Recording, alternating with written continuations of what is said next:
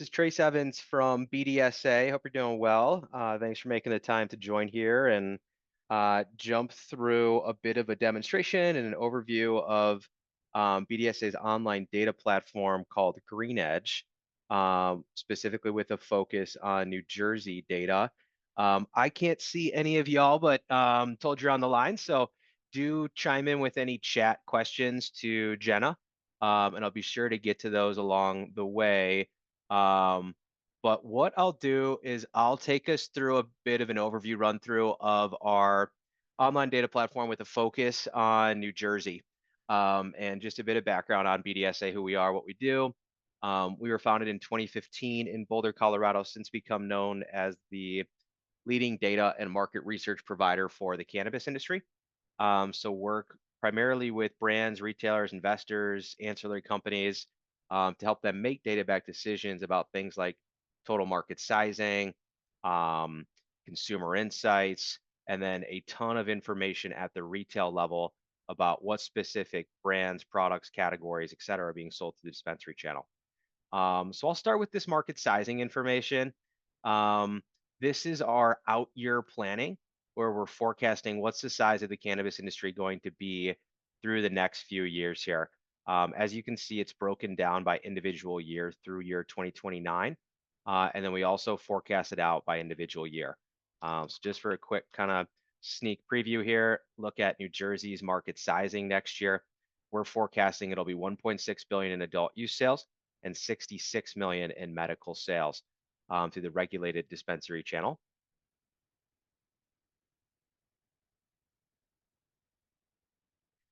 You can also break this down by category. So if clients are wondering, okay, what percentage of sales are expected to come from flower versus vape versus edibles in the future, we are breaking down the forecast out by category size as well. So company might use this and say, all right, the pre-roll market next year in New Jersey is forecasted to be 185 million in adult use sales. If that pre-roll brand has, say, 5% market share, they can calculate 5% by 185 million to get to roughly what their sell-through price, sell-through revenue will be on the retail side. Then, of course, you'd want to put some weight on that to get to maybe keystone pricing for wholesale. Market forecast data is also available globally. So more and more questions are coming up about international cannabis markets, and most of the major markets are forecasted out here through year 2029. So just wanted to throw that out there as well. If there's questions about, hey, how are things looking in Canada, or what's the outlook looking like in Germany, et cetera, you can definitely get to that level detail as well. All right, let's jump into some of the consumer insights data next. So I'm segmenting into a different tool here. This is quantitative survey-based market research that BDSA has been fielding every 6 months since 2018. So this is trended data going back quite a while, to dissect and understand who is shopping and consuming and why.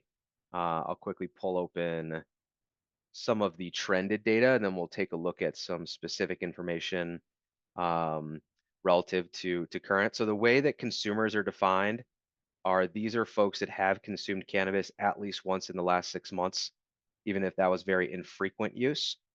So in New Jersey, 44% of adults are now a cannabis consumer, meaning they have consumed cannabis at least once in the last 6 months.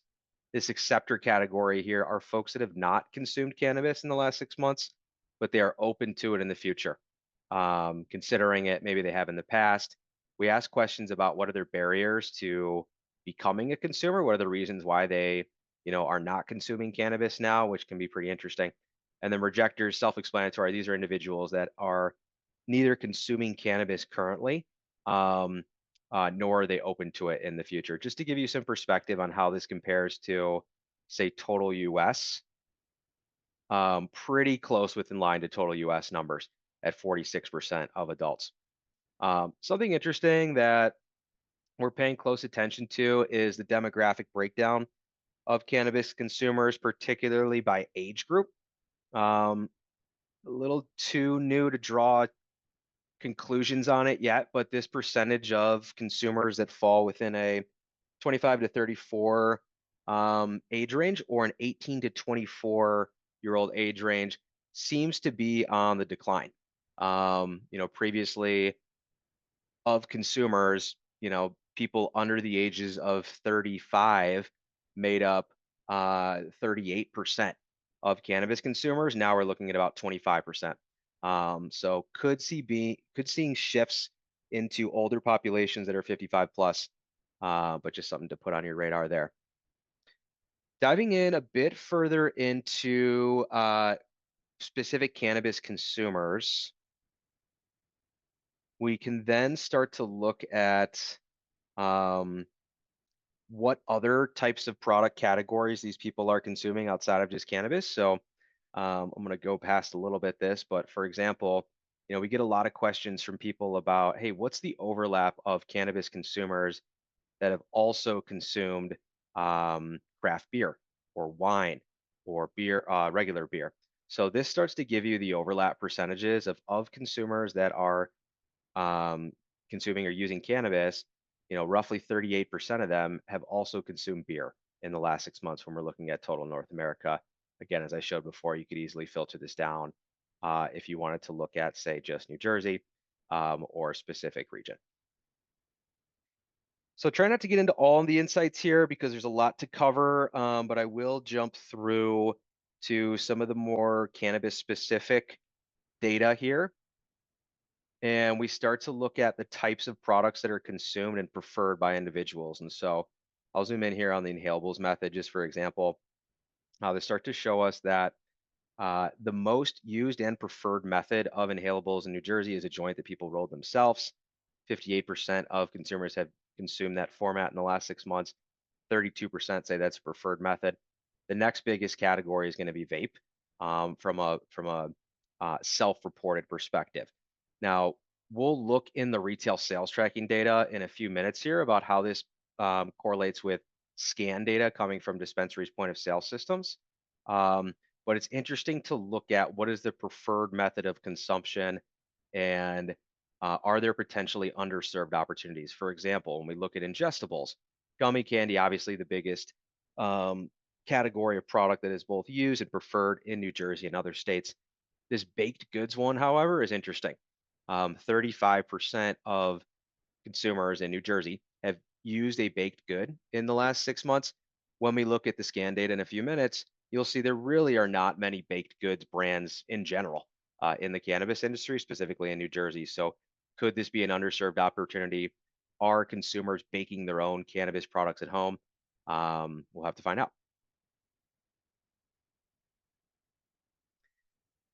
Um, Moving on to some of the cannabinoid awareness, and this is actually a pretty timely topic, and I want to make sure to get into some of our intoxicating hemp consumer insights data as well. But we are asking folks, hey, what's your awareness of specific types of cannabinoids?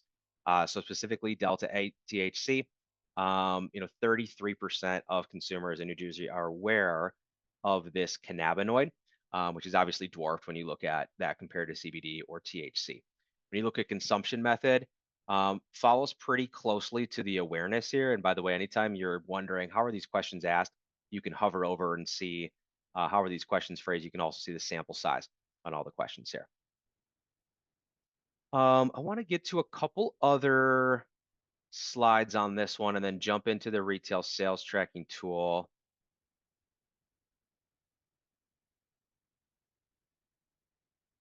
All right, so reasons for consumption. I'm going to back this out a little bit and we're going to look at a higher level of data. Let's look at level one aggregate. So just to kind of keep showing examples and educate on how you can use data, especially if you want to get a bigger sample size. US level one states are fully legal markets, including New Jersey, New York, Massachusetts, Maryland, et cetera, that have a cannabis medical or cannabis adult use program live today. So if we want to increase the sample size, we can easily pull in a larger set of data here and start to look at, for example, what are the reasons for consumption?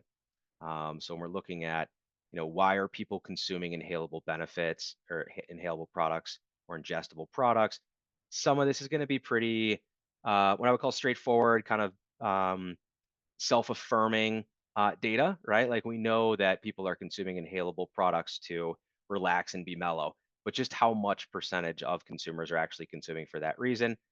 So clients can use this data to build hypotheses, presentations, make pitches internally or externally about, why are people using specific product formats. I'm going to jump from the consumer data into our retail sales. There's certainly a lot more in here, including intoxicating hemp consumer insights data. Um, but just for the sake of time, let me transition into our what I would consider our flagship service, our retail sales tracking tool. So the way that we're sourcing this information is primarily coming from dispensaries' point of sale transactional data feeds that we've got set up with dispensaries in New Jersey and 14 other states throughout the country. We also um, supplement our panel source data with menu source information to get to total market. So this information we're looking here in New Jersey last year, total retail sales 1.07 billion. This has already been projected or extrapolated up to total market. The figures here are cannabis retail sell-through data before taxes are applied. So roughly 30.7 million units or items sold last year that came from 169 different brands. 152 of those brands have uh, performance or sales in multiple states out of these 15, which is interesting. And then a look at the average retail price, total statewide, total category wise. We'll start to segment down this tool in a few minutes here to look at specific categories, look at edibles, extracts, flower, etc. Before I do that, just want to show you some of the trended data. So we publish information daily. So this could be particularly helpful as we're coming up on the 420 holiday, for example. You wanted to look back and see, just how big of a spike was there in sales last year on the 420 holiday. By the way, most of these spikes here are going to be Saturdays, as we see a lot more sales in the cannabis industry on the weekends and Saturdays. You can also rank this by quarter or by month if you'd like to. And then all the data can be downloaded and exported out of the system into Excel, CSV, PDF, etc. Moving along down to some of the category breaks, I think this is a relevant um, place to stop because I've actually been hearing some um, questions on category size. Somebody told me recently that they thought the flower category made up 50% of sales in New Jersey, which is just not what we're seeing as far as retail sell through. Flower makes up, if you look at total year last year, 37% of sales from a dollar sold perspective, which is pretty interesting because this is close to being on par with markets that have been online for a longer time than New Jersey. So if I flip it over to Colorado, just for example here, and show you the percentage sales coming from flower, it looks pretty darn close to New Jersey. So that is a sign, a bit of market maturity happening. Now, of course, a big difference here is the vape category in Colorado is quite a bit bigger. Here's extracts as well. So you can use this data tool to start high level. Think about, what is the size of the industry? Where category sales coming from? Um, and then as you want to zero in on specific categories, we can take this down, of course, further and start to dissect, all right, well, what percentage of vape sales came from vape cartridges versus vape disposables? How much of edibles are candy? And then this will null out because this is the flower category here. But when we start to get even further, we can look at what percentage of sales are distillate versus gummy candy versus distillate disposable. Um, and then, of course, look at all the pricing on these as well. Um, these price points we're looking at here, you'll notice, are not round numbers. That's because this is retail sell-through data. So the way you would read this is flour, all pack sizes. I haven't normalized this yet to an eighth or a gram or anything like that. Average retail price for flour in New Jersey last year, $50.08. Compare that to an extract at $47.28. Let's take an example use case here and dive into one of these categories. So maybe let's take a look at the vape category. So setting the example here. Maybe your company has decided, you know what, we want to play in the vape category. We're not sure kind of what the competitive landscape looks like there, total market size. So you get some quick snapshots here. Um, we're also trying to figure out what type of product do we want to bring to market. Do we want to bring a distillate cartridge into the market, knowing that discarts are, about 60% of sales. However, that has come down over the course of last year. Or do we want to play into this distillate disposable category, for example, that over the course of last year gained 10 percentage points, um, mainly on distillate cartridge? Or do we want to look at live resin, right? So um, all of our categories go down deep like this, and then I'll show you in our analyst suite how we can take this down and start to look at things like the um, cartridge size, the strain, the brand, etc. I'm just going to quickly jump into the Q&A, see if there's any questions. Dan Young, thank you for your question. I saw, what is the cost of your service for a small startup with less than 5 members and pre-revenue? Pricing ranges quite a bit depending on the service that we're talking about here. We sell our retail sales tracking module separate than our consumer insights, separate than our market forecast. I would say generally speaking, $5,000 to $12,000 per year for one of those services in one state. But we've also got one-time reports that we can sell as far as data exports go, or we can bundle services together. So please get in touch with me after this, and I can definitely provide a more detailed quote on pricing. All right, let's start to dive into some of these other more granular tools within here. So maybe we've identified, all right, we want to take a look at what's happening with this live resin cartridge category um, in New Jersey. We see it growing, something that we're interested in. So I'm going to jump over to our innovation dashboard here and type in that category. We'll go to vape cartridge. Oops.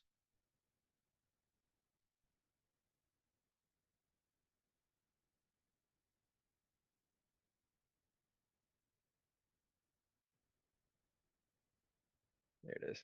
Vape cartridge and live resin.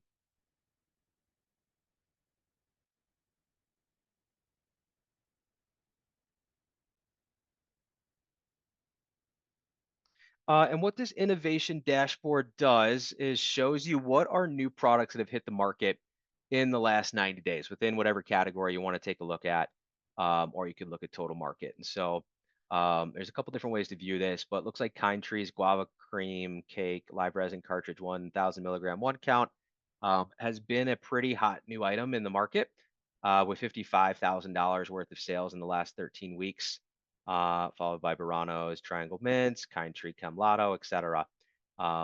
So this will give you a quick pulse on, all right, are there any new brands that I'd be competing against if I launch a live resin cartridge? What are the new SKUs that we're seeing in the market? How many of those are, say, 1,000 milligram versus 500 milligram type sizes?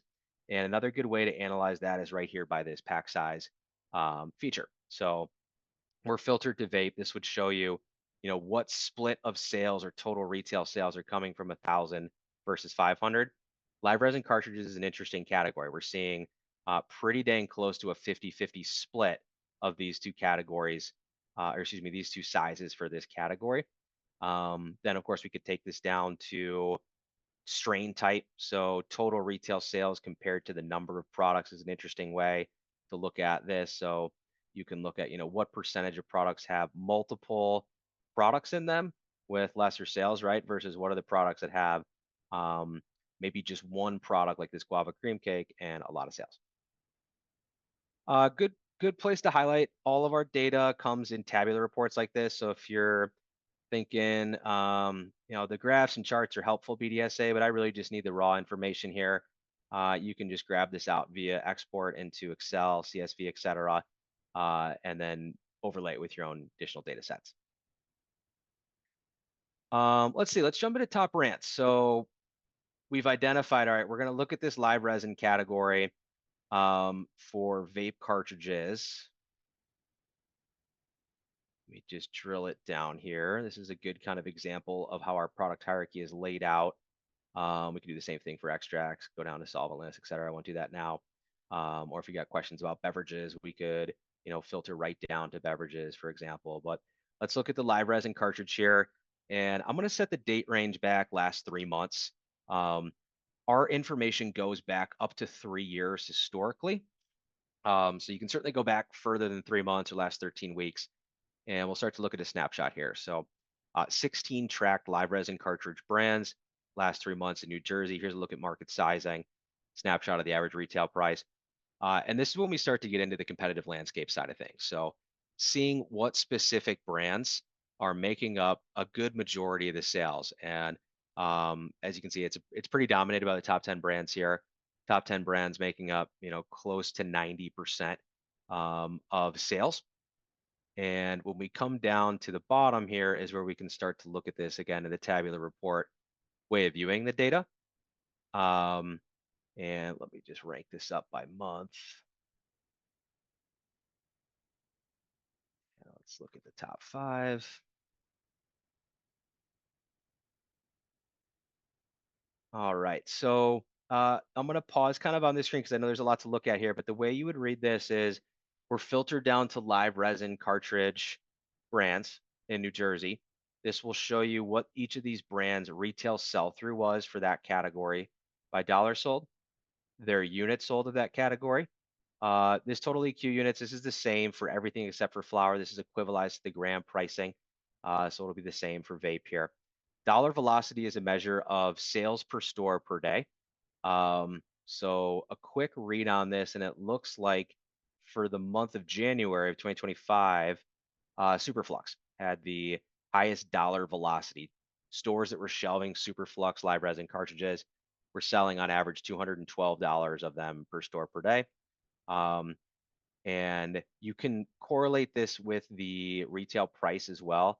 Superflux, not the most expensive, but they've got a pretty high unit velocity, tied for the highest with Rhythm here. So we're seeing some difference in average retail prices. My guess is this has to do with some of the sizing on this. And so if we were to drill into Superflux, for example, and say, all right, let's take a look at their specific products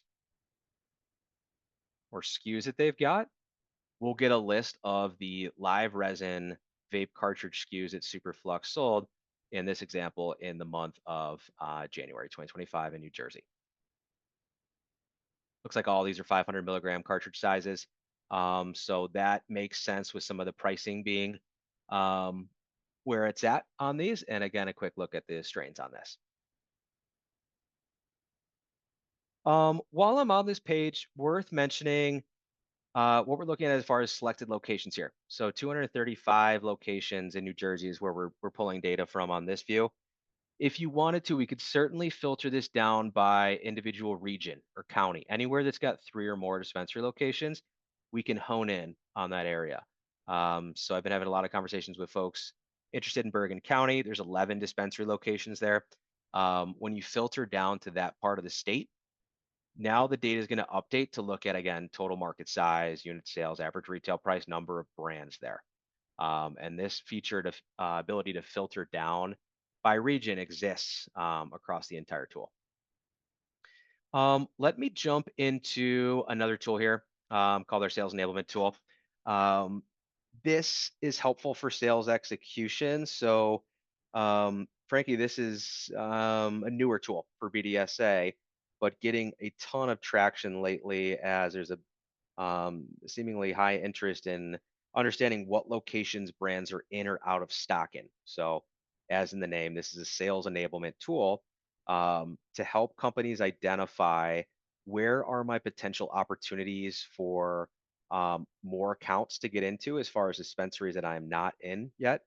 And then, very tactically, what are the locations that I'm out of stock in? And so, this makes more sense when you filter it down by brand tier.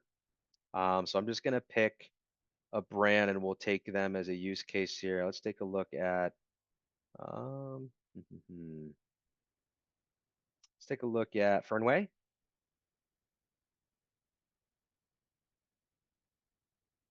So before I get to this stock data here, quick pulse on Fernway's availability. So of 197 dispensaries in New Jersey, Fernway is found in 141 of those dispensaries.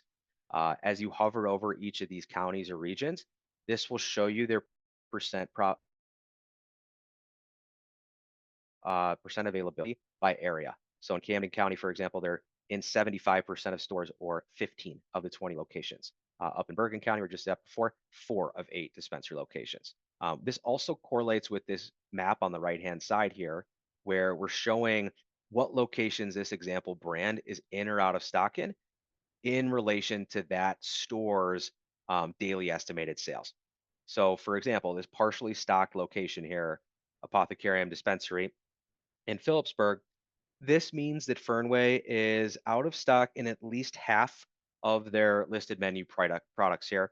The size of this bubble reflects that this Apothecarium store, I believe, is the um, top selling store in the state right now. We're estimating that their daily sales are 64,000 for this location per day. So Fernway could use this to say, we're partially stocked in this location. This might be a priority account for us to work with to try and get restocked on these items that are out of stock currently before the weekend hits. So it'll show you by individual SKU or item here, what are the specific products that are in stock or out of stock. Another really cool feature with this is we've got a lost sales calculation. So this does the work for sales teams and sales managers to evaluate um, what are the potential total missed retail sales that we're missing out on by being out of stock at this location. So if we hone in on the Apothecarium Phillipsburg again, um, Fernway's been out of stock there for 8 days. Their estimated daily sales there when they're in stock is $3,343 retail. So if you multiply that $3,343 by 8 days of out of stock, that equates to 21,000 in missed retail sales for that time period. Now, of course, a brand like Fernway or manufacturer is going to want to do some additional math on this to get to their wholesale price, right? Because this is retail price, so you'd have to equate, the wholesale price on that, et cetera. Of course, at the bottom, we can also calculate this down to a grand total to see what they've missed out on or retailers have missed out on by not shelving this brand. And this does a couple things for brands. So um, calling the apothecarium and saying, hey, looks like you guys are out of stock of our Alpine Strawberry 2000 milligram 1 count. That sparks a conversation with this store for them to either say, sorry, we've actually got that product on or in our vault right now. We just need to put it on our menu, which is problem solved. Now consumers can go to the Apothecarium's website, see Fernway's Alpine Strawberry Distillate Disposable 2 gram size listed for sale there, and go to that store to pick it up. Or the Apothecarium could say, Fernway, you're right. We are out of stock of that product. Let's go ahead and get an order in before the weekend. Um, so that's a quick run through of the sales enablement tool. Definitely a lot more here when we start to look at store level detail. So this is menu source information. So we can also get to category performance by store, what the brands are that they have on those locations, menus, their products, and then demographic data is sourced through foot traffic information. So really a full kind of playbook here for companies to understand what does the competitive landscape look like in specific locations, what percentage of their sales are coming from each category, what are the items that they're shelving, et cetera.